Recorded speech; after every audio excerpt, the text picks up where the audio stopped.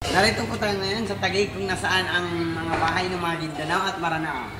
Dito po ang mga bahay ng mga Mindanao at mga Maranao. Kasalukuyan natin nakikita ang tanaw dito sa Taguig. At samantalang itong kinadalatnan ko ngayon, ito ang bahay namin. Ganito kalaki ang bahay namin. And ayun po ang kalsada namin. Ayun yung swimming pool namin doon. At saka yung mga kotse namin. Ayun po yung ano yon. Yan po yung yan bahay na yan, nirerentahan po yan. So, yung mga tricycle po, akin din yan po. Pinagre-rentahan ko din yan.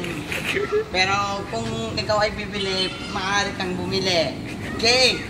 Ito po yung mga pantalon dito na ukay-ukay. Ito, mga damit ko. Hindi to ukay-ukay, imported to ha. Ito mga imported to. Imported. Tingnan nyo. At ito pa yung pong namin na nabasta dahil sa kagagawa ng yung nagbibideo na yan na si Almoranas. Yung nagbibideo sa akin ay si Almoranas. Pangalan niya. Almoranas!